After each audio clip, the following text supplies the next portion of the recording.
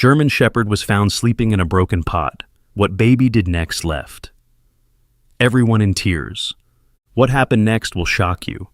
A discovery that changed everything for a family happened in the most unexpected way. Before we begin, make sure to like, share, subscribe, and let us know in the comments where you're watching from. The story you're about to listen to will leave you speechless. The morning sun painted golden streaks across the quiet streets of Cedar Hills, a small town where neighbors still waved from their porches and children played until the streetlights came on. In a modest blue house at the end of Maple Street, 5-year-old Eli sat cross-legged on his bedroom floor, building towers with wooden blocks that would inevitably crash down.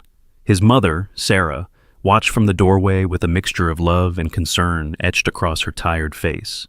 Eli hadn't spoken a word in 3 months, not since the accident that took his father away on a rainy Tuesday evening. The doctor said it was selective mutism, a response to trauma. They assured Sarah it would pass, but each silent day felt like watching her little boy disappear piece by piece. His bright blue eyes, once full of chatter and questions, now held a distant look that broke her heart every morning. "Breakfast is ready, sweetheart," Sarah whispered, kneeling beside him. Eli looked up, nodded, and carefully placed his last block on top of the tower. He never knocked them down anymore. Everything had to stay perfect, untouched, safe. Sarah worked as a nurse at the local clinic, but she'd taken extended leave to be with Eli. Money was tight, but her son needed her more than anything else right now. The house felt too quiet without her husband's laughter echoing through the halls, without Eli's endless stream of "why, mommy?" and "look what I did." After breakfast, Eli wandered to the back door, as he did every morning. Their backyard was small, but filled with Sarah's attempt at a garden, vegetables growing in neat rows, and flowers blooming in mismatched pots. An old wooden shed stood at the far end, weathered and leaning slightly to one side. Sarah's husband had promised to fix it before everything changed. "Stay where I can see you," Sarah called softly, though she knew Eli never wandered far. He was different now, cautious about everything, as if the world had become too dangerous to explore. Eli stepped onto the back porch, his bare feet touching the cool morning grass. The sun felt warm on his face, and for a moment, he almost smiled. Almost. He walked slowly toward the garden, his small hands trailing along the fence posts, when something caught his eye near the old shed. Behind the shed, partially hidden by overgrown weeds, sat a large terracotta pot. It had once held Sarah's prized tomato plant, but it had cracked during the winter and been forgotten. Now, as Eli approached, he noticed something that made his heart skip a beat. The pot wasn't empty.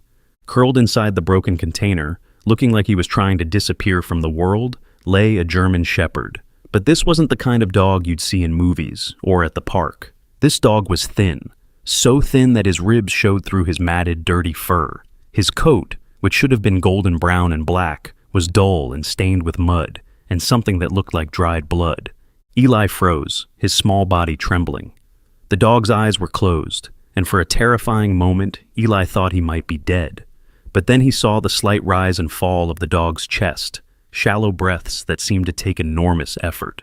The dog was sleeping, but it wasn't the peaceful sleep of a pet safe in his home. This was the exhausted sleep of something that had been running for too long, hiding for too long, hurting for too long. Eli had always been afraid of dogs, especially big ones. But looking at this broken creature, he felt something he hadn't felt in months. Not fear, but something else. Something that made his chest tight and his eyes water. Without thinking, without his usual caution, Eli took a step forward, then another. The dog didn't move. Eli could see now that there were cuts on the dog's legs, old wounds that had healed badly. Around his neck was a collar, but it wasn't like any collar Eli had ever seen. It was thick, metallic, and looked like it had been attached in a way that was never meant to come off. "Hello," Eli whispered, and the word surprised him. He hadn't meant to speak. He hadn't spoken to anyone in months, but somehow, looking at this hurt dog, the word just came out. The dog's ears twitched. Slowly, carefully, his eyes opened. They were the most beautiful eyes Eli had ever seen, amber-colored like honey in sunlight, but filled with a sadness that matched his own. For a long moment, boy and dog just looked at each other. Neither moved, neither made a sound. It was as if they were both holding their breath, afraid that any sudden movement might break this fragile moment. Then, so quietly that Eli almost missed it. The dog made a sound. Not a bark or a growl, but a small whimper, so soft it was barely audible. It was the sound of someone who had been alone for too long, someone who had forgotten what kindness felt like. Eli's heart clenched. Without thinking about his mother's warnings about strange dogs, without thinking about his own fears, he took another step forward and slowly, very slowly, reached out his small hand. The dog watched him, those amber eyes never leaving Eli's face. When Eli's fingers were just inches away, the dog lifted his head slightly and touched his nose to the boy's palm. His nose was warm and wet, and Eli felt something inside his chest crack open, like ice melting after a long winter. "You're hurt," Eli whispered, his voice barely audible. The dog's tail gave the smallest wag, just the tip moving back and forth. It was such a small gesture, but it said everything. "I'm here, I see you. I'm not going anywhere." Eli sat down in the grass beside the broken pot, his legs folding beneath him. The dog watched him carefully, as if trying to decide whether this small human could be trusted. After what felt like hours, but was probably only minutes, the dog slowly, painfully, lifted his head and rested it on Eli's lap. The weight of the dog's head was warm and comforting. Eli had never felt anything like it. He placed his small hand on the dog's head, fingers sinking into the matted fur, and for the first time in months, he felt like he could breathe again. "What's your name?" Eli asked softly. The dog's eyes closed, and his breathing became deeper, more relaxed. For the first time in what might have been weeks, he felt safe enough to truly rest. Inside the house, Sarah was washing dishes when she glanced out the kitchen window to check on Eli. What she saw made her drop the plate she was holding. It shattered on the floor, but she barely noticed. Her son, her silent, withdrawn son, was sitting in the grass talking to a dog. Actually talking. She could see his lips moving, could see the gentle way he was stroking the animal's head. And the dog, this large, imposing German shepherd, was lying completely still, completely trusting. Sarah's first instinct was panic. A strange dog, especially one this size, could be dangerous. What if it was aggressive? What if it was sick? What if it hurt Eli? But as she watched, she saw something that stopped her cold.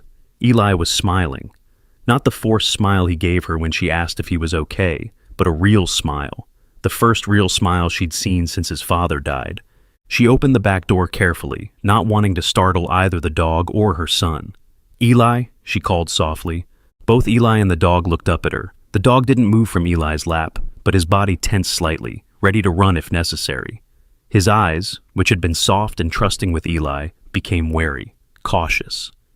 "It's okay, Mommy," Eli said, and Sarah's heart nearly stopped. Those were the first words he'd spoken to her in 3 months. He's hurt. He needs help. Sarah took a step closer, her nurse's training kicking in despite her fear. She could see now that the dog was in bad shape. Malnourished, injured, and wearing what looked like some kind of electronic collar that didn't belong on any pet she'd ever seen. "Eli, honey, I need you to come inside," she said gently. "We need to call someone who can help this dog properly." "No!" Eli's voice was sharp, more emotional than she'd heard it in months. "He's scared. He doesn't want to leave. Please, Mommy, he needs us." The dog lifted his head from Eli's lap and looked at Sarah. In those amber eyes, she saw something that made her breath catch. Intelligence, yes, but also a deep, profound sadness that reminded her of her own son's eyes. This wasn't just a lost pet. This was something else entirely. "Okay," she said softly, making a decision that would change everything. "Okay, we'll help him. But first, let me call Dr. Martinez. He'll know what to do." As Sarah pulled out her phone, she couldn't help but notice that Eli was still talking to the dog, his voice soft and soothing. The dog listened to every word, his eyes never leaving the boy's face. It was as if they understood each other in a way that went beyond words. But when Sarah tried to call the veterinarian, she got an automated message. The clinic was closed due to flooding on the main road. The nearest emergency vet was 3 hours away, and Sarah's car had been making strange noises all week. "The vet's office is closed," she told Eli, who looked up at her with worried eyes. "We can't leave him here," Eli said, his voice growing stronger with each word. "He'll die if we leave him." Sarah looked at the dog again. Eli was right. This animal needed immediate care, and they were his only hope. Against every rational thought in her head, she made another decision that would change their lives forever. "We'll bring him inside," she said, "just until we can figure out what to do." Eli's face lit up with the brightest smile Sarah had seen in months. The dog seemed to understand too, his tail giving a weak but grateful wag. Getting the dog inside proved to be more challenging than expected. He was weak and could barely stand, let alone walk. Sarah brought out an old wagon that had once been Eli's favorite toy, and together they carefully helped the dog climb in. The dog trusted them completely, which both warmed Sarah's heart and worried her. In her experience, dogs that trusted humans this easily had either been very well loved or very badly hurt. Looking at his condition, she feared it might be the latter. Once inside, Sarah spread old blankets on the living room floor while Eli sat beside the dog, continuing to talk to him in his soft, gentle voice. The dog never took his eyes off the boy, as if Eli was the most important thing in his world. "What should we call him?" Eli asked, looking up at his mother with bright eyes. "I don't know, sweetheart. He might already have a name." Eli looked thoughtful for a moment, then leaned down close to the dog's ear. "Are you Max?" he whispered. The dog didn't react. "Charlie?" Nothing. "Scout?" At the name Scout, the dog's ears perked up, and he lifted his head slightly, looking directly at Eli. His tail gave a small wag, and he made that soft, whimpering sound again. "Scout," Eli said with certainty. "His name is Scout." Sarah felt a chill run down her spine. The dog's reaction to the name was too strong to be coincidental. Scout wasn't just a random name Eli had chosen. Somehow, it meant something to this dog. But how could a 5-year-old boy know a strange dog's name? As if reading her thoughts, Eli looked up at her with those wise blue eyes that seemed too old for his young face. "He told me," he said simply. "He told me with his eyes." Sarah knelt beside them, her nursing instincts taking over. She needed to examine Scout's injuries, but she also needed to be careful. Despite his gentle behavior with Eli, she didn't know how he would react to being touched by a stranger. "Eli, can you keep talking to him while I look at his cuts?" she asked. Eli nodded seriously, understanding the importance of his job. He began telling Scout about his favorite toys, about the treehouse his daddy had been building before the accident, about how much he missed hearing bedtime stories. As Eli talked, Sarah carefully examined Scout's injuries. What she found made her stomach turn. These weren't the random cuts and scrapes of a dog who had been living rough. These were deliberate. Some looked like they might have been made by needles or medical instruments. Others looked like burns, as if someone had used electricity on him. But it was the collar that truly frightened her. It wasn't a normal dog collar at all. It was made of some kind of metal she didn't recognize, and it appeared to be permanently attached to Scout's neck. There were no buckles, no clasps, no way to remove it. It looked like it had been welded shut. Embedded in the collar were small lights that weren't glowing now, and what looked like a tiny screen that was dark. This wasn't a pet collar. This was some kind of device, and Sarah had a terrible feeling about what it might mean. "Mommy?" Eli's voice broke through her thoughts. "Is Scout going to be okay?" Sarah looked at her son, at the hope shining in his eyes, at the way Scout's breathing had become more relaxed just from being near Eli. She thought about the strange collar, about the deliberate injuries, about how this dog had appeared in their backyard, like he was running from something. "I don't know, sweetheart," she said honestly, "but we're going to do everything we can to help him." As if understanding her words, Scout lifted his head and looked directly at Sarah. In his amber eyes, she saw something that chilled her to the bone. It wasn't just gratitude or trust, it was fear, deep, intelligent fear, as if Scout knew that whatever he was running from might not be far behind. Outside, the wind picked up, rustling the leaves on the trees. Sarah couldn't shake the feeling that their quiet life in Cedar Hills was about to change forever. And somewhere in the back of her mind, a small voice whispered that bringing Scout inside might have been the most dangerous decision she'd ever made. But looking at Eli, seeing him smile and talk, and show more life than he had in months, Sarah knew she would make the same choice again. Sometimes, she thought, the most dangerous decisions were also the most necessary ones. Scout seemed to sense her thoughts. He lifted his head from Eli's lap and looked at Sarah with those knowing eyes, as if he was trying to tell her something important, something that would change everything they thought they knew about the world. The afternoon sun streamed through the living room windows, casting long shadows across the floor, where a broken boy and a broken dog had found each other. Neither Sarah nor Eli could have imagined, that this moment of peace was just the calm before a storm that would test everything they believed about love, loyalty, and what it meant to be family. 3 days passed like a dream Sarah never wanted to wake up from. Scout had transformed their quiet house into something that felt alive again. More importantly, he had transformed Eli. Her son, who had been silent for months, now talked constantly. Not just to Scout, though that's where most of his words went, but to Sarah too. He asked questions again, told stories, even laughed when Scout tried to catch his own tail and fell over in a dizzy heap.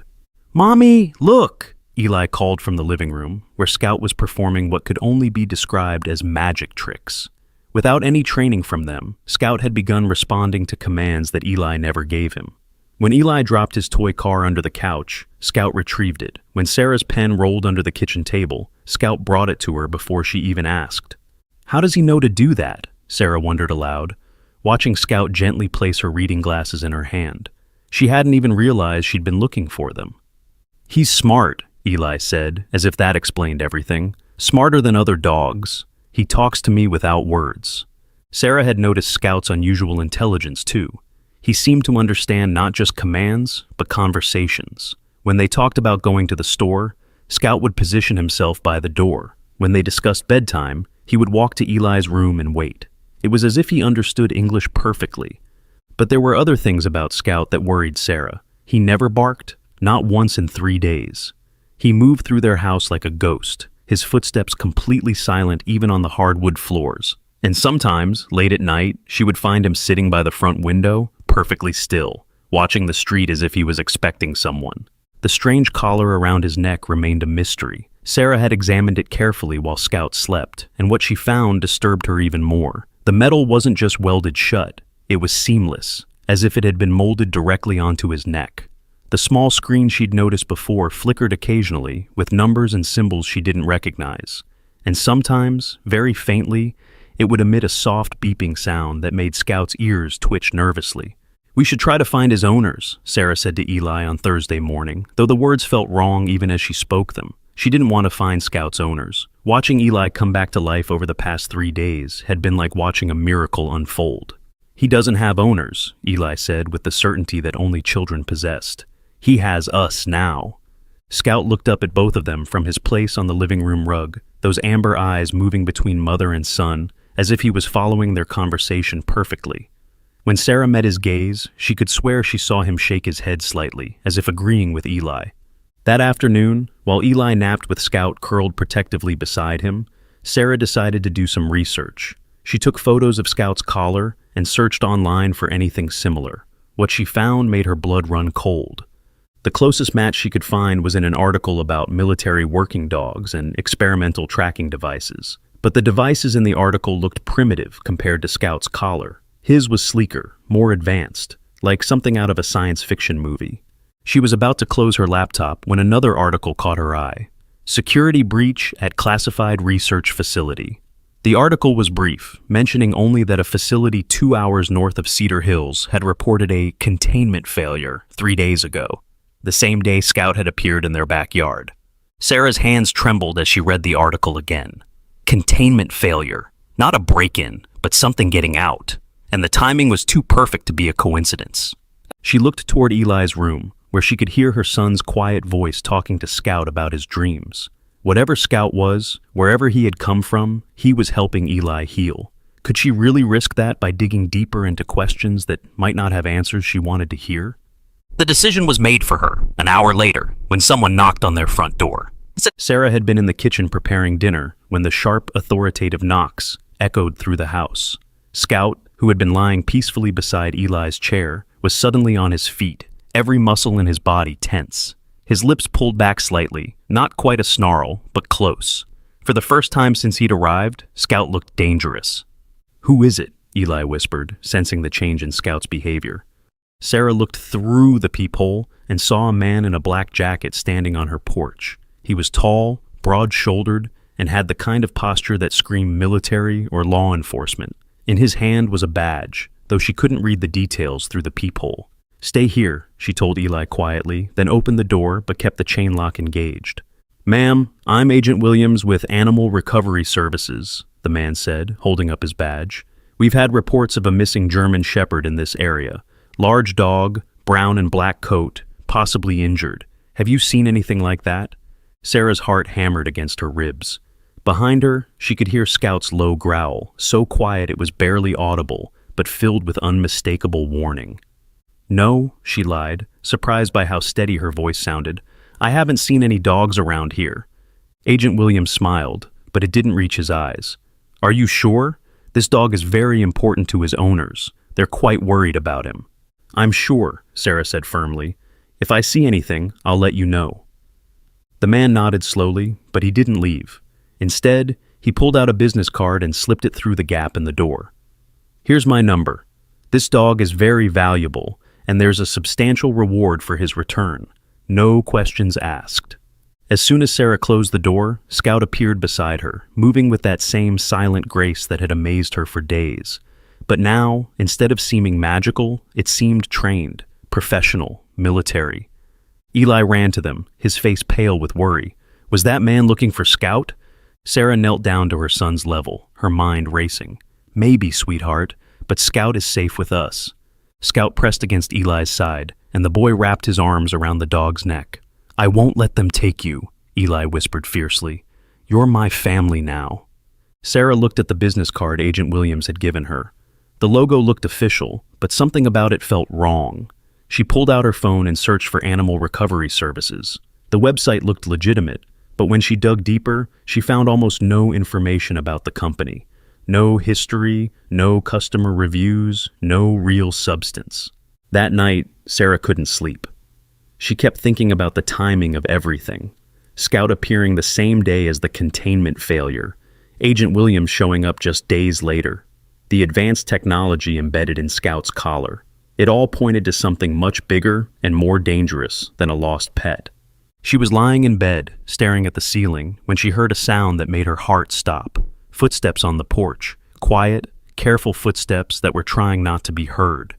Sarah slipped out of bed and crept to the window. In the moonlight, she could see two figures moving around her house.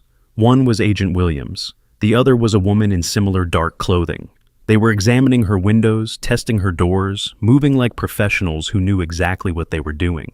Scout appeared beside her as if he had materialized from the shadows. He had been sleeping in Eli's room, but somehow he had sensed the danger and come to find her. His amber eyes reflected the moonlight, and when he looked at her, Sarah saw something that made her breath catch. Scout wasn't just intelligent, he was trained, highly trained, and right now he was in full protective mode. The dog moved to the front door and positioned himself between it and the hallway that led to Eli's room. His body language had changed completely. This wasn't the gentle, loving companion who played with her son. This was something else entirely, something that had been designed to protect and defend. Sarah watched the figures outside for what felt like hours. They circled the house twice, spent several minutes examining her car, and at one point, one of them appeared to be taking photos. Finally, just before dawn, they disappeared. When morning came, Sarah made a decision that terrified her. She couldn't stay here. Whatever Scout was, whatever those people wanted with him, her quiet life in Cedar Hills was over. She had to protect Eli, and that meant running. "Pack a bag," she told Eli over breakfast. "We're going on a trip." "Where are we going?" Eli asked, excitement lighting up his face. "To see Grandpa's old cabin," Sarah said, thinking of her father's hunting cabin deep in the mountains. It was isolated, off the grid, and most importantly, it was somewhere Agent Williams and his people wouldn't think to look. Scout seemed to understand what was happening. As Sarah packed their clothes, he followed her around the house, alert and watchful. When she went to get their important documents from the safe, Scout positioned himself by the front door like a guard. "He knows we're leaving because of those people, doesn't he?" Eli asked, stroking Scout's head. "Yes," Sarah said, deciding that honesty was better than lies. "Scout needs to stay safe, and so do we." They left Cedar Hills just after lunch, Sarah's car loaded with clothes, food, and everything they might need for an extended stay at the cabin. Scout rode in the back seat beside Eli, his head out at the window, ears alert for any signs of pursuit. The cabin was exactly as Sarah remembered it from her childhood, small, rustic, and surrounded by miles of forest. Her father had chosen the location specifically because it was isolated. The nearest neighbor was 20 miles away, and cell phone service was spotty at best. As they unpacked, Sarah noticed changes in Scout that amazed her. Away from the house, away from the threat those people represented, he seemed to relax in ways she hadn't seen before. He played with Eli in the woods, chasing squirrels and splashing in the small stream that ran behind the cabin. But he also remained alert, his ears constantly moving, listening for sounds that humans couldn't hear. That evening, as they sat by the fireplace, Eli made an observation that stopped Sarah cold. "Scout's getting better," he said, brushing the dog's now shiny coat. "He's not as skinny anymore."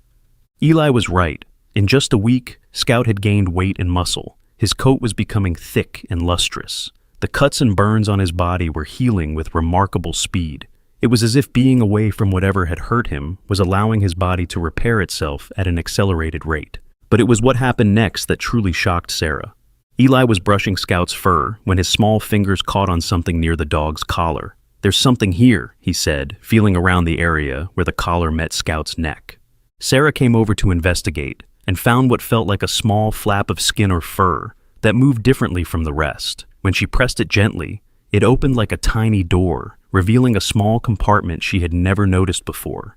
Inside was a thin piece of what looked like plastic film, folded multiple times to fit in the tiny space. Sarah carefully extracted it, her hands shaking. "What is it?" Eli asked, leaning in to look. The film was covered with symbols, numbers, and codes that meant nothing to Sarah, but it was clearly important. Important enough to be hidden in a secret compartment in Scout's collar. Important enough that people were willing to search houses and threaten families to get it back. "I don't know," Sarah said honestly, "but I think this is what those people are really looking for." Scout looked at the film in Sarah's hands, then at her face, then back at the film. His expression was almost human in its intensity, as if he was trying to communicate something crucial that he couldn't put into words. "Whatever this is," Sarah said, "it's the reason you were running, isn't it?" Scout's amber eyes met hers, and in them she saw confirmation and fear. Deep, intelligent fear that spoke of things he had seen, things he had experienced, things that no living creature should have to endure. That night, Sarah sat by the dying fire long after Eli and Scout had gone to sleep. She stared at the mysterious film, trying to make sense of the symbols and codes. She thought about Agent Williams and his fake badge. She thought about the containment failure at the research facility. She thought about Scout's impossible intelligence, his advanced collar, his trained behavior. Slowly, horribly, the pieces began to form a picture that made her stomach turn. Scout wasn't just a dog. He was something else. Something that had been created or modified in ways that shouldn't be possible. And the film hidden in his collar contained information that someone was willing to kill for. As if sensing her thoughts, Scout appeared beside her chair. He had left Eli's side to come to her, and when she looked down at him, she saw something in his eyes that broke her heart all over again. Gratitude. Pure, overwhelming gratitude that said more than words ever could. "Thank you for saving me. Thank you for giving me a chance to be more than what they made me. Thank you for letting me love your son the way I was never allowed to love anyone." Sarah reached down and stroked his head, feeling the warmth of his fur, the steady rhythm of his breathing. Whatever Scout had been before, whatever had been done to him, right now he was just a dog who loved her son. A dog who had brought Eli back from the dark place where grief had trapped him. "We'll figure this out," she whispered to Scout. "Whatever it takes, we'll keep you safe." Scout's tail wagged once, a small gesture of hope in the darkness. But outside, the wind picked up, rustling through the trees with a sound like whispers. And somewhere in those whispers, Sarah could swear she heard the echo of footsteps, getting closer. Have you ever found something that completely changed your life? Tell us about it in the comments below. The sound that woke Sarah wasn't loud. In fact, it was the opposite of loud. It was the complete absence of the night sounds she had grown accustomed to at the cabin. No crickets chirping, no owls hooting, no rustling of small animals in the underbrush. The forest had gone completely silent, as if every living creature was holding its breath. Sarah sat up in the old wooden chair where she had fallen asleep, the mysterious film still clutched in her hand. The fire had died down to glowing embers, casting dancing shadows on the cabin walls. But it wasn't the darkness that frightened her, it was the silence. Scout was already awake, standing rigid by the front door. His ears were pointed forward, every muscle in his body tense with alertness. When he turned to look at Sarah, his amber eyes reflected the dying firelight, and she saw something there that made her blood run cold. Recognition. Scout knew that silence, and he knew what it meant. Moving as quietly as possible, Sarah crept to the window and peered through the curtains. At first, she saw nothing but the dark outline of trees against the starlit sky. Then, gradually, she began to notice shapes that didn't belong, shadows moving between the trees with purpose and precision, professional movements that spoke of military training and dangerous intent. They had been found. Sarah's mind raced. How was it possible? The cabin was miles from any main road, hidden deep in the forest. She had told no one where they were going, but somehow, Agent Williams and his people had tracked them down. Scout moved silently to Sarah's side, pressing against her leg. When she looked down at him, he was staring at his collar, then at her, then back at his collar. His message was clear. The collar wasn't just a restraint or a monitoring device. It was a tracking beacon. "Oh, God," Sarah whispered, understanding flooding through her. They hadn't escaped at all. Every step they had taken, every move they had made, had been monitored and reported back to whoever was hunting Scout. A soft sound from Eli's room made both Sarah and Scout freeze. Eli was talking in his sleep, his voice carrying the innocent chatter of a child lost in dreams. The sound was achingly normal in a situation that had become anything but normal. Scout looked at Sarah with those impossibly intelligent eyes, and she saw a decision being made. Without warning, he moved toward the back door of the cabin, pausing to look back at her. His message was unmistakable. He was going to leave. He was going to draw them away from Eli. "No," Sarah whispered, grabbing Scout's collar. The metal was warm under her fingers, and she could feel a faint vibration, like electronic components working just beneath the surface. "We stick together." Scout shook his head, an eerily human gesture that reminded Sarah once again that this was no ordinary dog. He gently pulled away from her grip and moved to Eli's bedroom door. For a long moment, he stood there, looking at the sleeping boy. His tail gave one small wag, and Sarah could swear she saw tears glinting in his amber eyes. Then he turned back to Sarah and did something that nearly stopped her heart. He spoke, not in words that she could understand, but in a series of soft whimpers and barely audible sounds that somehow conveyed meaning as clearly as human speech. He was saying goodbye. He was telling her to take care of Eli. He was thanking her for the only real home he had ever known. "Scout, no," Sarah breathed, but the dog was already moving toward the back door. That's when Eli appeared in his bedroom doorway, rubbing his eyes sleepily. "Mommy, what's wrong? Why is Scout sad?" The question hung in the air like a physical presence. How could Eli know that Scout was sad? How could a 5-year-old boy read the emotions of a dog with such clarity? Scout froze when he saw Eli, his entire body language changing. The resignation that had filled his amber eyes was replaced by something fiercer, something that looked almost like determination. "They're coming for you, aren't they?" Eli asked, walking over to Scout and wrapping his small arms around the dog's neck. "The bad people who hurt you." Scout leaned into Eli's embrace, and for a moment, the dangerous situation outside seemed less important than the bond between a boy and his dog, but only for a moment. The sound of breaking glass from the front of the cabin shattered the illusion of safety. Agent Williams and his team weren't waiting any longer. They were coming in. Sarah's military father had taught her basic self-defense and emergency procedures, lessons she had hoped never to use. But as she heard heavy footsteps on the cabin's front porch, those lessons came flooding back. "Eli, get behind the couch," she whispered urgently. "Stay low and don't make a sound." But Eli didn't move. Instead, he looked up at Scout with those wise blue eyes that seemed too old for his young face. "Can you talk to them? Can you make them understand that you're good now?" Scout's response was immediate and heartbreaking. He moved to place himself between Eli and the front door, his body language shifting into something Sarah had never seen before. This wasn't the gentle companion who had played in their backyard, or the intelligent animal who had performed tricks. This was a weapon, a highly trained, extremely dangerous weapon that had been designed for purposes Sarah didn't want to imagine. The front door exploded inward, and Agent Williams entered with 3 other people, all dressed in black tactical gear. They moved with the precision of a special forces unit, their weapons drawn and ready. "Stand down," Agent Williams called out, his voice echoing through the small cabin. "We know you're here. Send out the asset, and no one gets hurt." Asset.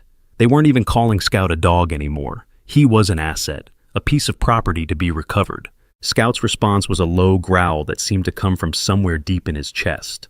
It was the first sound of aggression Sarah had heard from him, and it was terrifying. Not because it was loud or threatening, but because it was controlled, professional, the growl of something that knew exactly how much damage it could do and was choosing not to do it. Yet. "I know you can understand me," Agent Williams continued, his voice carrying the tone of someone speaking to a subordinate. "You're malfunctioning. Your emotional conditioning has been compromised. Return to base for recalibration." Sarah felt sick. Emotional conditioning, recalibration. They were talking about Scout like he was a machine, not a living being capable of love and loyalty and choice. Eli stepped out from behind the couch, his small chin raised defiantly. "He's not malfunctioning," the boy said, his voice stronger than Sarah had heard it since his father's death. "He's free." The word hung in the air like a challenge. Free. Such a simple concept, but one that seemed to shock Agent Williams and his team. They had clearly never considered the possibility that their asset might choose freedom over obedience. "Son, you don't understand what that thing is," Agent Williams said, his voice taking on a patronizing tone that made Sarah's skin crawl. "It's not a pet. It's a prototype. A weapon designed for specific military applications. It doesn't have feelings the way you think it does." "You're wrong," Eli said simply. "Scout loves me, and I love him." Scout moved closer to Eli, pressing against the boy's side. His amber eyes never left Agent Williams, but his posture had changed slightly. He was still ready for combat, but now he was also protecting something precious. "The asset has formed an inappropriate attachment," one of the other agents said, speaking into a radio device. "Recommend immediate extraction and complete memory wipe." Memory wipe. Sarah's blood turned to ice. They weren't just planning to take Scout away, they were planning to erase everything that made him who he was. All his memories of Eli, of their home, of learning what it meant to be loved. "Over my dead body," Sarah said, stepping forward to stand beside her son. Agent Williams looked at her with cold eyes. "That can be arranged." The threat was delivered so casually, so matter-of-factly, that it took Sarah a moment to process what he had actually said. These people, whoever they really were prepared to kill a mother and child to reclaim their property. That's when Scout made his decision. The transformation was instantaneous and terrifying. One moment he was a gentle family pet, the next he was something out of a nightmare. He moved with speed that shouldn't have been possible, covering the distance between himself and the nearest agent in a single leap. But he didn't attack. Instead, he positioned himself perfectly to block the agent's line of sight to Eli and Sarah, while simultaneously placing himself within striking distance of all four intruders. It was a defensive position that spoke of extensive tactical training and combat experience. "Stand down, X-47, Agent Williams barked, using what was clearly Scout's military designation. "That's a direct order." Scout's response was to bare his teeth in a snarl that was purely feral. Whatever conditioning had once controlled him was completely broken. He was no longer X-47, the obedient weapon. He was Scout, and he was protecting his family. "He doesn't have to obey you anymore," Eli said, walking over to stand beside Scout. The boy placed his small hand on the dog's head, and instantly, Scout's aggressive posture softened slightly. He was still ready for battle, but Eli's touch had reminded him that he was more than just a weapon. Agent Williams raised his own weapon, pointing it directly at Scout. "Last warning, return with us voluntarily, or we'll take you by force." "What did you do to him?" Sarah demanded, her nurse's training helping her notice details the others might have missed. "Those scars, those burns, what kind of experiments were you running?" "Classified," Agent Williams replied curtly, "but since you're not going to be leaving this cabin alive, I suppose it doesn't matter what you know." The casual cruelty of his words hit Sarah like a physical blow. These people weren't just government agents doing an unpleasant job. They were something else entirely. Something that viewed human life as expendable in pursuit of their goals. "You created him," Sarah said, pieces of the puzzle finally falling into place. "You didn't train a dog. You created something new, something that was never supposed to exist." Agent Williams smiled, and it was the most chilling expression Sarah had ever seen. "Very good. X-47 is the result of 5 years of genetic modification, cybernetic enhancement, and psychological conditioning. He represents the future of military technology. a perfect blend of animal instinct and artificial intelligence, capable of independent thought but programmed for absolute obedience. Except he's not obedient anymore, Eli pointed out, with the brutal honesty that only children possessed. A temporary malfunction, Agent Williams said, one that will be corrected during his reconditioning. What you're describing is torture, Sarah said, her voice shaking with anger. You're talking about torturing a sentient being. It's not torture if the subject isn't technically alive, Agent Williams replied. X-47 is property, very expensive property that needs to be recovered. Scout's growl deepened, and Sarah realized that he understood every word of their conversation. He knew exactly what awaited him if these people succeeded in taking him back, and he knew that they were planning to kill her and Eli to cover up their secret. Why? Sarah asked, trying to buy time while her mind raced for options. Why create something like this? What could possibly be worth this much effort and suffering? Perfect soldiers, Agent Williams said, his eyes gleaming with fanatic enthusiasm. Soldiers who don't question orders, don't suffer from PTSD, don't require food or sleep or medical care. Soldiers who can think and adapt but never disobey. X-47 is just the prototype. When we perfect the process, we'll have an entire army. The horror of his words settled over Sarah like a suffocating blanket. They weren't just experimenting on animals. They were planning to create an army of modified creatures, beings who looked alive but were treated as property. He chose, Eli said suddenly, his young voice cutting through the adults' conversation. Scout chose to be free. That makes him alive, doesn't it? The question was directed at Agent Williams, but it was Scout who answered. He moved away from his defensive position and walked calmly over to where Agent Williams stood. For a moment, Sarah thought he was surrendering, returning to his handlers like a good little weapon. Instead, Scout sat down directly in front of Agent Williams and tilted his head slightly, studying the man with those impossibly intelligent amber eyes. When he finally moved, it was to do something that no one in the room expected. Scout began removing his own collar. Sarah had assumed the metal band was permanently attached, welded or fused to his neck in a way that couldn't be undone. But as she watched in amazement, Scout manipulated hidden catches and releases that no human would have been able to find. The collar came apart in sections, each piece falling to the cabin floor with metallic clanks that seemed to echo forever. Without the collar, Scout looked different, smaller somehow, but also more real, more alive. The electronic components that had been embedded in his neck were visible now, tiny ports and connections that spoke of surgical procedures and technological integration that made Sarah feel sick. Impossible, Agent Williams breathed, staring at the pieces of the collar scattered on the floor. The collar was designed to be permanent. He shouldn't be able to remove it. Maybe you didn't design him as well as you thought, Sarah said, understanding beginning to dawn. Maybe some things can't be programmed or conditioned away. Scout stood up and walked back to Eli, pressing against the boy's side. But, Nambi... Now, without the collar's technology, he seemed more vulnerable, more like the injured, frightened dog who had appeared in their backyard, rather than the sophisticated weapon he had been revealed to be. Free will, Eli said, stroking Scout's head. That's what Daddy used to call it. The thing that makes people choose to be good, even when no one's watching. Agent Williams raised his weapon again, but this time there was uncertainty in his eyes. With or without the collar, X-47 is still government property, and now he's a security risk that needs to be eliminated. His name is Scout, Eli said firmly, and he's my friend. The standoff continued for what felt like hours, but was probably only minutes.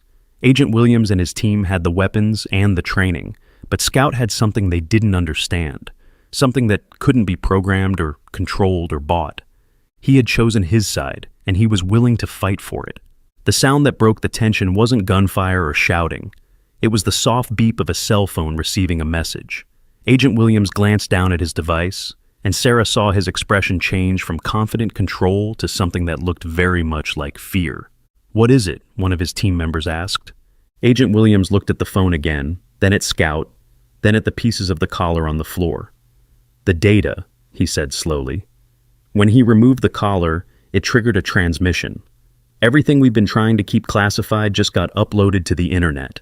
Sarah felt a surge of hope so strong it almost knocked her over. The film she had found hidden in Scout's collar hadn't just contained information, it had contained evidence. Evidence of the experiments, the torture, the illegal creation of weapons that were designed to look alive but be treated as property. "You mean," Sarah began. "I mean your pet just exposed the entire program to the world," Agent Williams said, his voice filled with rage and something that sounded like panic. 5 years of research, billions of dollars in funding, and the careers of everyone involved just went public. Scout looked up at Agent Williams with what Sarah could only describe as satisfaction. He had known exactly what removing the collar would do. He had chosen to sacrifice his own safety to expose the truth about what had been done to him and what was planned for others like him. "Smart dog," Eli said proudly, hugging Scout tight. But Agent Williams wasn't finished. "It doesn't matter," he said, raising his weapon one final time. "Dead witnesses can't testify." What happened next would haunt Sarah's dreams for years to come, but it would also restore her faith in the power of choice, the reality of free will, and the unbreakable bond between a boy and his dog. What do you think Scout's biggest sacrifice really was? Share your thoughts below. The first shot never came. Instead, the sound that filled the cabin was something Sarah had never heard before and hoped never to hear again. It was the sound of helicopters, multiple helicopters, approaching fast and low through the mountain forest. Agent Williams's expression shifted from murderous rage to something that looked almost like panic. He pressed his finger to his earpiece, listening to a voice Sarah couldn't hear. Whatever he was being told, it wasn't good news. "Sir, we have multiple aircraft inbound," one of his team members reported. "Military transponders. They're not ours." Agent Williams lowered his weapon slightly, his face pale in the dim light of the cabin. "How is that possible? This operation is classified at the highest levels." Scout, still pressed against Eli's side, lifted his head as if he too could hear something the humans couldn't. His ears twitched, and for the first time since the confrontation began, his aggressive posture relaxed slightly. Whatever was approaching, it wasn't another threat. The sound of the helicopters grew louder, and through the cabin windows, Sarah could see powerful searchlights cutting through the darkness. The beams swept back and forth across the forest, clearly looking for something specific. "We need to go," Agent Williams said to his team. "Now." "What about the asset?" one of them asked. Agent Williams looked at Scout with undisguised hatred. "Leave him. With the data compromised, he's worthless to us now anyway." But as they moved toward the door, the lead helicopter settled into a hover directly over the cabin, its spotlight blazing down through the windows like artificial daylight. A voice boomed through a loudspeaker, clear and authoritative. "This is Colonel Martinez, United States Army Criminal Investigation Division. The area is surrounded. All personnel are to exit the structure with their hands visible and surrender immediately." Sarah felt her knees go weak with relief. Real military, real law enforcement. Whatever Scout's data transmission had revealed, it had brought the right people to help them. Agent Williams and his team exchanged glances that spoke of years of working together in situations exactly like this. They were calculating odds, planning escape routes, preparing for a fight they probably couldn't win. "Don't even think about it," Sarah said, surprising herself with the steel in her voice. "It's over." "It's never over," Agent Williams replied, but there was defeat in his voice now. "You have no idea what you've unleashed. X-47 wasn't the only prototype. There are others, and they won't all be as compromised as this one." Scout moved away from Eli and approached Agent Williams one final time. The man tensed, probably expecting an attack, but Scout simply sat down in front of him and stared up at his former handler with those impossibly intelligent amber eyes. For a long moment, the two looked at each other, predator and prey, creator and creation, slave and master. But now the roles were reversed, and both of them knew it. Scout lifted one paw and gently touched Agent Williams's hand. It wasn't an aggressive gesture or a threatening one. It was something else entirely. Forgiveness, perhaps. Or maybe just acknowledgement that they had both been prisoners of the same system in different ways. Agent Williams stared down at the paw touching his hand, and Sarah saw something crack in his expression.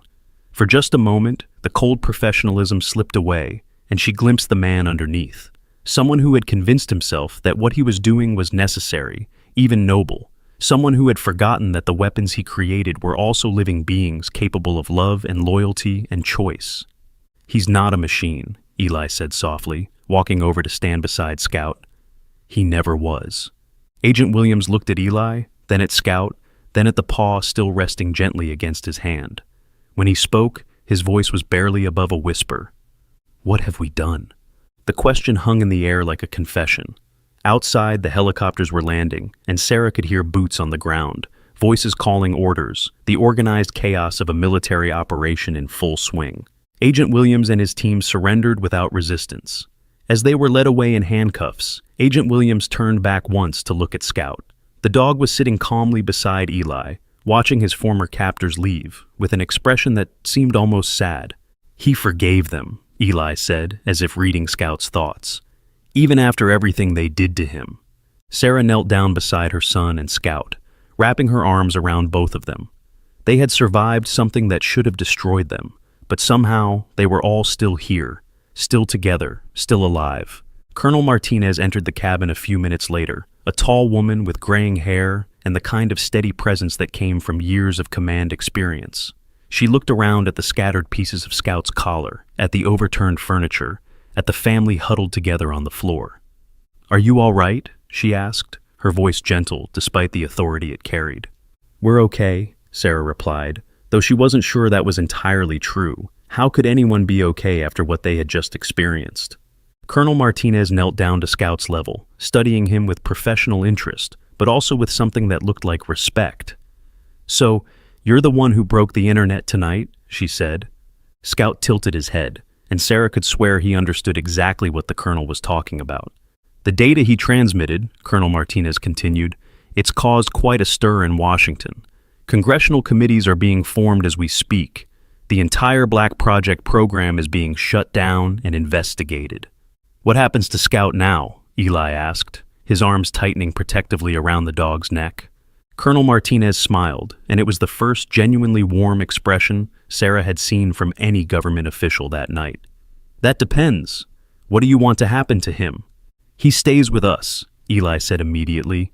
"He's family." "Even though he's not entirely normal?" Colonel Martinez asked carefully. Sarah thought about everything they had learned that night. Scout's artificial intelligence, his genetic modifications, his military training, his ability to make choices that defied his programming. None of it changed the most important fact. "He chose us," Sarah said simply, "and we choose him." Colonel Martinez nodded, as if that was exactly the answer she had been hoping for. "Good. Because legally speaking, Scout never existed.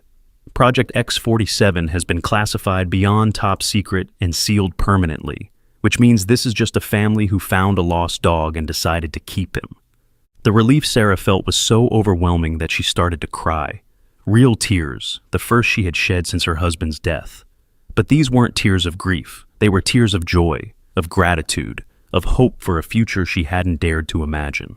3 months later, Sarah stood in the backyard of their new house, watching Eli and Scout play fetch in the fading afternoon light.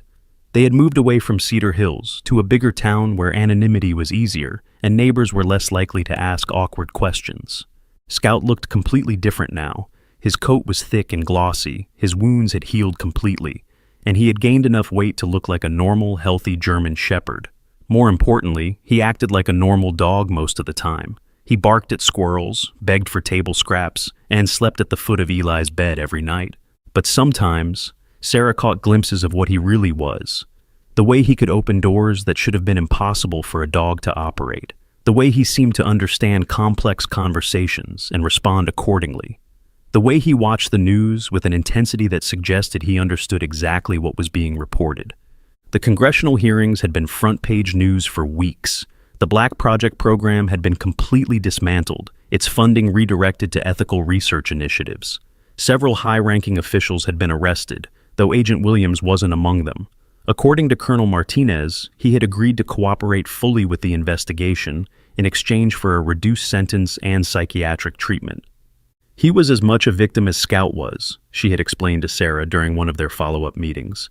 Just a different kind of victim. Eli had returned to school and was thriving in ways that amazed his teachers. The selective mutism that had plagued him after his father's death was completely gone.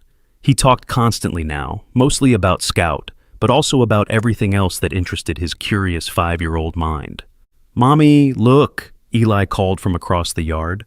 Scout was sitting perfectly still, while Eli balanced a stick on his head. a trick that should have been impossible for any dog to perform. "Very impressive," Sarah called back, though she made a mental note to remind Eli about keeping Scout's more unusual abilities private. They had developed a cover story over the past few months. Scout was a retired police dog with some specialized training, which explained his occasional displays of unusual intelligence. Most people accepted the explanation without question, and those who didn't were satisfied with vague references to classified work that couldn't be discussed in detail. The truth was both simpler and more complicated than anyone could imagine. Scout was exactly what Eli had said from the beginning: family. Everything else, all the genetic modifications and cybernetic enhancements and psychological conditioning, was just background noise. What mattered was love, loyalty, and the choice to be something more than what others expected. Sarah's phone buzzed with a text message from Colonel Martinez. "How's our boy doing?" Sarah smiled as she typed back, "He's perfect, happy, healthy, and thoroughly spoiled." "Good, that's exactly what he deserves." Sarah pocketed her phone and walked over to where Eli and Scout were now engaged in what appeared to be a serious conversation about the best strategy for catching tennis balls. Scout was listening intently, his head tilted to one side, occasionally offering a soft woof that Eli seemed to interpret as valuable input. "What are you two planning over here?" Sarah asked. "Scout thinks we should get a bigger ball," Eli explained seriously. "One that's easier to see when it's flying through the air." Sarah looked at Scout, who gazed back at her with those intelligent amber eyes. She had long since stopped being surprised by his insights into practical problems. "That sounds like good advice," she said. "We'll pick one up next time we're at the store." Scout's tail wagged approvingly, and Eli threw his arms around the dog's neck in a hug that Scout accepted with the patience of someone who had learned to treasure every moment of affection. That evening, as Sarah tucked Eli into bed, he asked the question that had become part of their nightly routine. "Mommy, do you think Scout dreams about the bad place?" Sarah sat on the edge of his bed and smoothed his hair back from his forehead. It was a question she had wondered about herself many times. "I think," she said carefully, "that Scout dreams about the good things now, about playing in the yard and sleeping in a warm house and knowing that he's loved." "I think so too," Eli said sleepily. "Sometimes I wake up and he's wagging his tail in his sleep. Happy dreams." Scout was indeed sleeping at the foot of Eli's bed, curled up on the soft blanket Sarah had bought specifically for him. As they talked, his ears twitched occasionally, and his paws moved slightly, as if he was running through pleasant fields in his dreams. "Do you think there are other dogs like Scout?" Eli asked. "Other ones who need families?" It was another question Sarah had thought about often. According to Colonel Martinez, Scout had been unique, the only successful prototype in a program that had produced mostly failures. But Sarah wasn't entirely convinced that was true. In a government complex big enough to create something like Scout, there had probably been other experiments, other attempts, other successes that hadn't been officially recorded. "I don't know," Sarah said honestly, "but if there are, I hope they find families who love them as much as we love Scout." Eli nodded seriously, as if filing away this information for future consideration.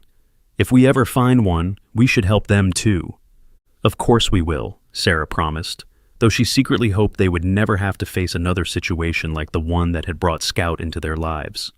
She kissed Eli goodnight and was about to leave when Scout lifted his head and looked directly at her. In his amber eyes, she saw gratitude so profound it took her breath away. Gratitude for the second chance, for the family who had chosen him, for the freedom to be something more than a weapon. "Good night, Scout," she whispered. Scout's tail gave a gentle wag, and he settled back down beside Eli's bed.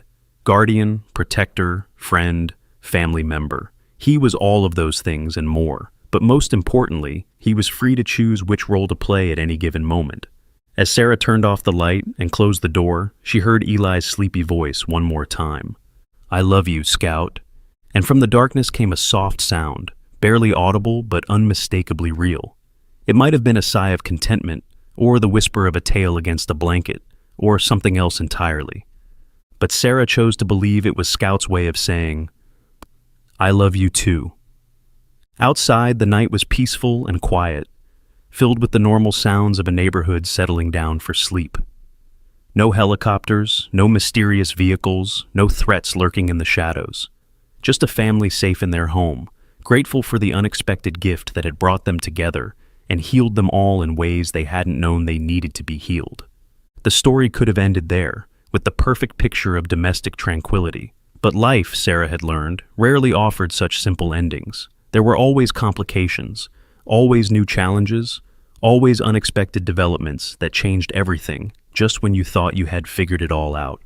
The first sign that their peaceful life was about to be disrupted again came 2 weeks later, in the form of a newspaper article that made Sarah's blood run cold. Military Research Facility reports another security breach, the headline read.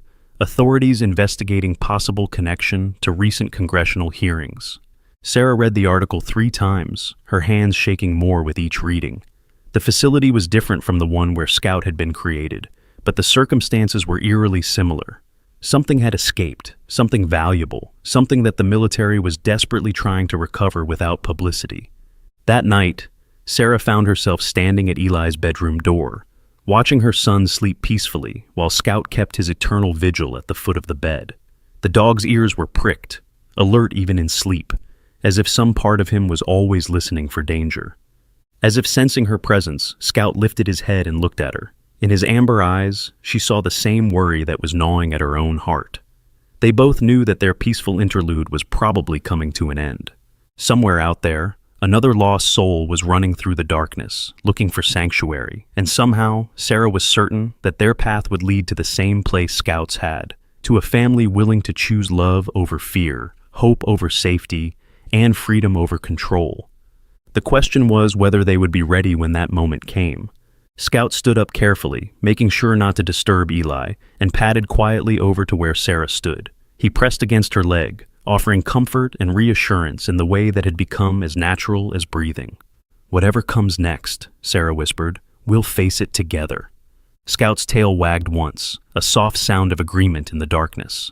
They were family now, bound by something stronger than genetics or law or government programs. They were bound by choice, and that was something no one could take away from them. Do you believe some bonds are stronger than the forces trying to break them? What would you sacrifice for family? The call came at 3 in the morning, jerking Sarah from the first peaceful sleep she'd had in weeks. The shrill ring of her phone cut through the darkness like a knife, and she knew before she even answered that their quiet life was about to change again. "Sarah, it's Colonel Martinez. I'm sorry to wake you, but we have a situation." Sarah sat up in bed, her heart already racing. What kind of situation? The kind that involves a 12-year-old girl named Lucy Chen and something that shouldn't exist but apparently does. Colonel Martinez's voice was tight with stress. "I'm sending you a photo. Tell me if it looks familiar." Sarah's phone buzzed with an incoming message. When she opened the image, her breath caught in her throat. The creature in the photo looked like a wolf, but wrong somehow, too intelligent, too purposeful, too human in its amber eyes that were achingly familiar. "Another prototype," Sarah whispered. "That's what we think. This one escaped from a different facility 3 days ago. Unlike Scout, she's not alone. She's traveling with a little girl who was a patient at a nearby children's hospital. The girl has been missing for the same 3 days." Sarah's mind raced. Missing or rescued? That's what we're trying to figure out. The girl, Lucy, has been receiving experimental treatment for a rare genetic condition, the same condition that made her a perfect candidate for their next phase of testing.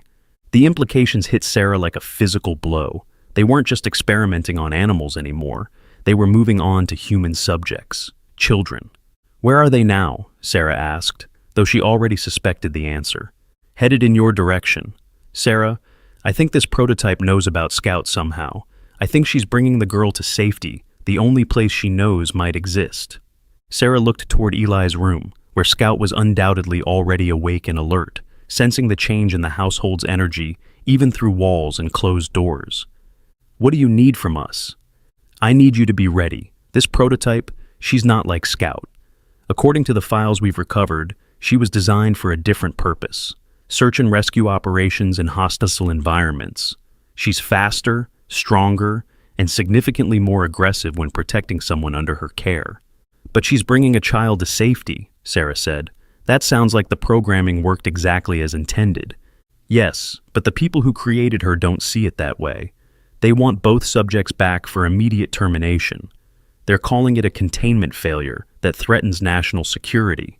Sarah felt the familiar surge of anger that had become her constant companion when dealing with the people who created these situations. The only threat to national security is letting them continue to exist. Agreed, but right now, our priority is protecting a little girl and the creature who risked everything to save her.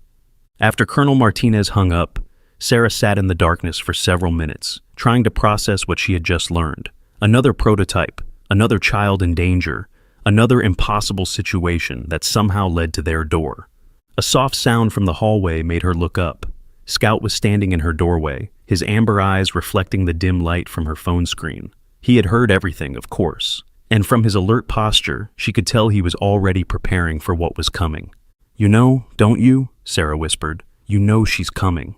Scout padded quietly into her room and sat beside her bed. When he looked up at her, she saw something in his expression that she had never seen before. Not just intelligence or understanding, but hope.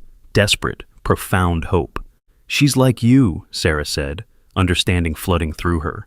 "She's alone and scared and looking for a place where someone might understand." Scout's tail wagged once, confirming her guess. Then he stood and walked to the window, positioning himself where he could watch the street. Waiting. Sarah got dressed quickly and went to check on Eli, who was sleeping peacefully in his bed, unaware that their lives were about to change again.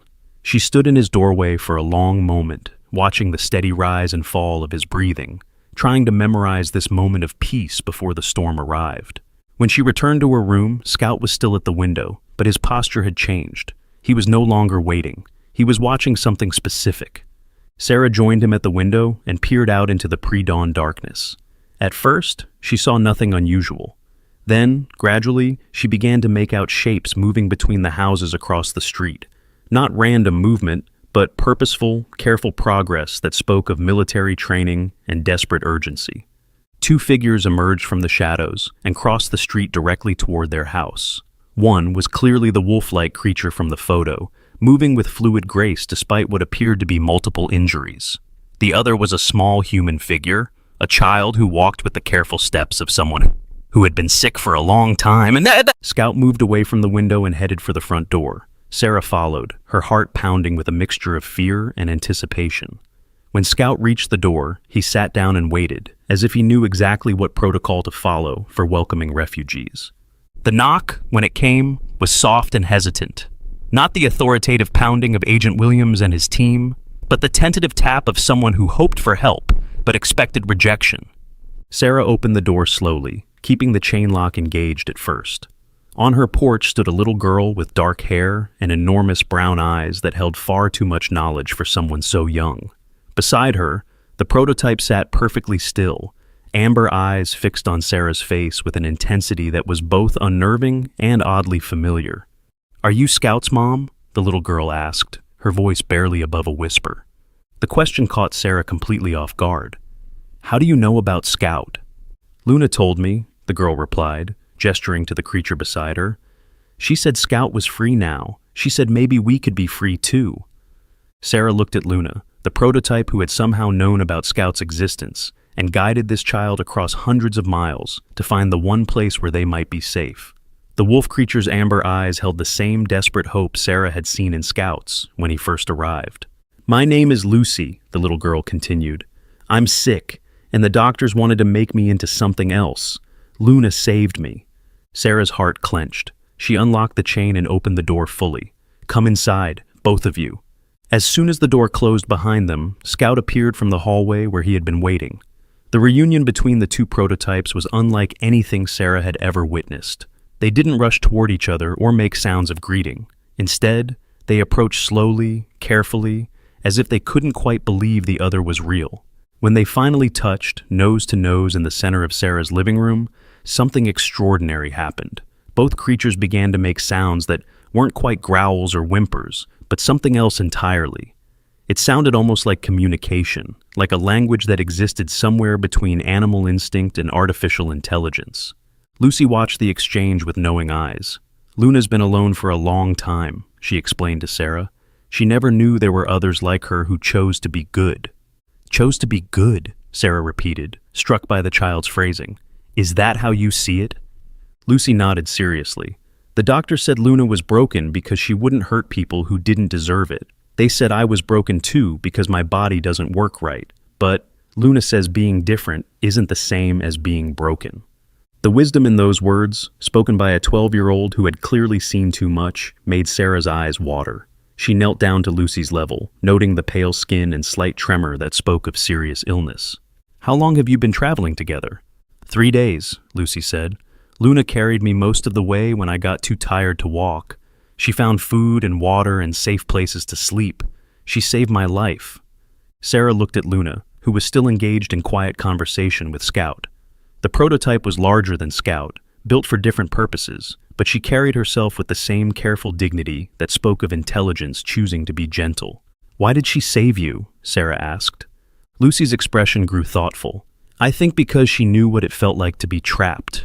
The doctors were going to do experiments on both of us, make us into something we didn't want to be. But Luna chose to run, and she chose to take me with her." The sound of vehicles outside made everyone freeze. Sarah moved to the window and felt her stomach drop.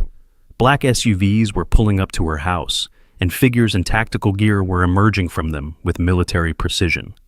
"They found us," Lucy whispered, her face going white with terror. But Scout and Luna had different reactions. Instead of cowering or preparing to flee, both prototypes moved to position themselves between the door and the humans they were protecting. Their body language was calm but determined, ready for whatever came next. "It's okay," Sarah said, recognizing the lead figure emerging from the vehicles. "That's Colonel Martinez. She's one of the good ones."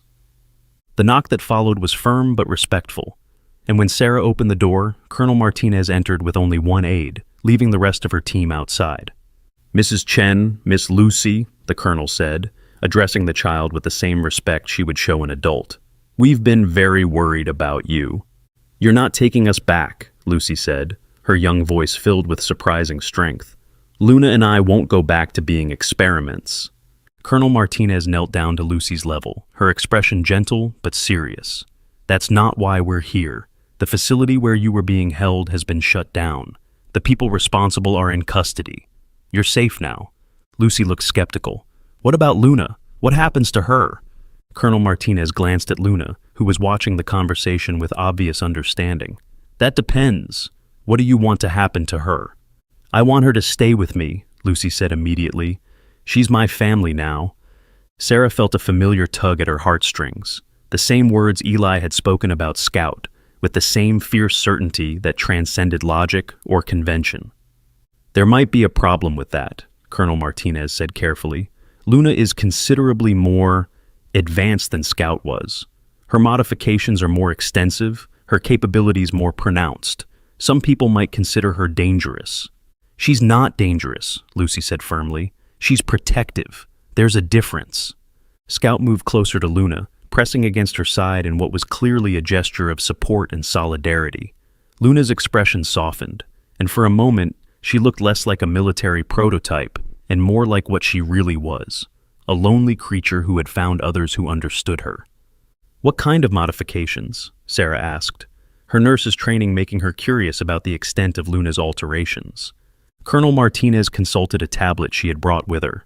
Enhanced speed and strength, advanced sensory capabilities, limited regenerative healing, and most significantly, enhanced cognitive processing that borders on what we might consider artificial intelligence. "She's smarter than Scout?" Eli's voice came from the hallway, where he had apparently been listening to the conversation. He approached the group slowly, his eyes fixed on Luna with fascination rather than fear. "Different kind of smart," Colonel Martinez said.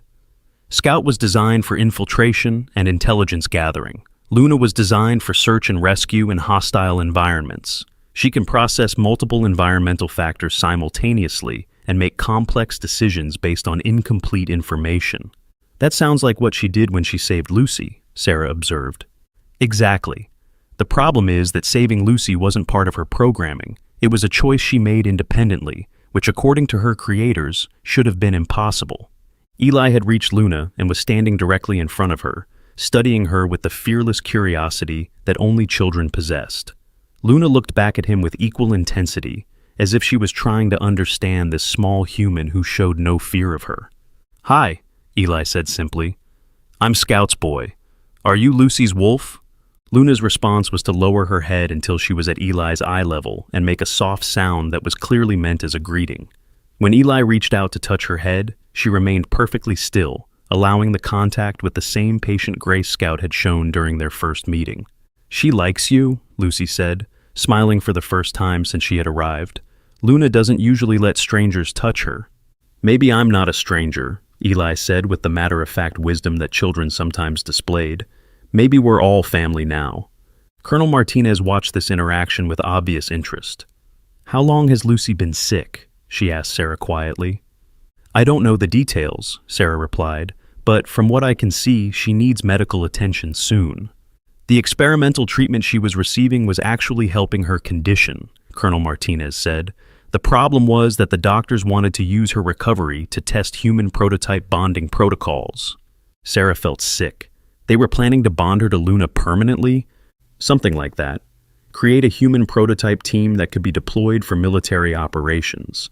A child and her loyal companion, perfect for situations where normal soldiers might seem threatening. The callousness of it took Sarah's breath away. Using a sick child and a modified creature as weapons, all while convincing themselves they were advancing medical science and military capabilities. "That's not going to happen now," Colonel Martinez continued. "But Lucy does need ongoing medical care, and Luna needs somewhere safe to stay while we figure out her legal status." "They can stay here," Sarah said without hesitation. "Both of them." Colonel Martinez smiled. "I was hoping you'd say that. Legally speaking, Luna never existed, just like Scout, and Lucy needs a foster family while her legal guardians are being investigated for their role in the experimental program." Lucy looked up at Sarah with hope shining in her brown eyes. "You'd really let us stay?" "Of course," Sarah said, kneeling down to hug the little girl. "We know what it's like to need a safe place to heal." That evening, Sarah found herself in the surreal position of preparing dinner for 2 children and 2 highly modified prototypes who were technically classified as non-existent. Luna had proven to be remarkably well-behaved, following Scout's lead in adapting to domestic life. But there were differences that reminded Sarah constantly of what Luna really was. She moved with predatory grace even when playing with the children. Her senses were so acute that she reacted to sounds and scents that no one else could detect. And her intelligence was clearly far beyond anything that should have been possible in a creature that was supposed to be an animal. "She's beautiful," Eli said, watching Luna play gentle tug-of-war with a rope toy, "but different from Scout." "Different how?" Sarah asked. Eli considered the question seriously. "Scout thinks like a person who chose to be a dog. Luna thinks like a wolf who chose to be a person." The observation was so astute that Sarah had to pause in her dinner preparations. Eli was right. Scout had retained his essential dog nature despite his modifications. Luna seemed to have transcended her wolf heritage to become something entirely new. Lucy, who had been quiet during dinner, finally spoke up as they were finishing dessert. "The doctor said Luna was the perfect prototype because she could think like a human but fight like a predator. They said she was the future of military operations." "What do you think she is?" Sarah asked gently. Lucy looked at Luna, who was lying peacefully beside Scout near the fireplace. Both prototypes were clean and well-fed, their injuries healing, their amber eyes bright with contentment. "I think she's my guardian angel," Lucy said simply. "The doctors tried to make her into a weapon, but she chose to be my protector instead." That night, as Sarah tucked both children into Eli's room, they had insisted on staying together, she marveled at how quickly their household had adapted to its new members. Scout and Luna had worked out their own protocol for protecting the house, taking turns on watch duty with the efficiency of a military unit. But it was the gentleness they showed with the children that truly amazed her. Both prototypes seemed to understand that Lucy was more fragile than Eli, requiring different kinds of care and attention. Luna positioned herself where she could monitor Lucy's breathing throughout the night, while Scout maintained his usual post beside Eli's bed. "Are you happy they came?" Eli whispered in the darkness. "Yes," Sarah whispered back. "Are you?" "Yes." Luna was lonely, and Lucy needed a family. Now nobody has to be alone anymore. From the living room came the soft sounds of Scout and Luna communicating in their strange, half-animal language. They were sharing information, Sarah realized, stories of their experiences, their fears, their hopes for the future.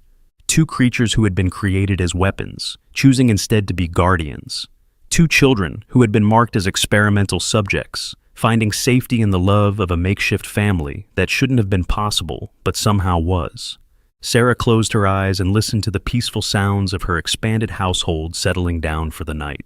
Tomorrow would bring new challenges, new questions about how to integrate Luna and Lucy into their lives permanently. But tonight, everyone was safe, everyone was loved, and everyone had chosen to be something better than what the world had tried to make them. In the morning, she would call the school to arrange enrollment for Lucy. She would schedule medical appointments to ensure the little girl received proper care for her condition. She would figure out how to explain to neighbors why their family had suddenly grown by 2. But all of that could wait. Right now, it was enough to know that 4 lost souls had found each other and chosen to become something that transcended their individual origins. They were family now, bound not by genetics or law or government programs, but by the simple decision to love and protect each other no matter what the cost. The last thing Sarah heard before falling asleep was the sound of Lucy's soft laughter, as Luna apparently told her a bedtime story, in the wordless language that existed between protectors and those they chose to guard. If you could choose your family, who would you pick and why? Share your thoughts about what makes a real family.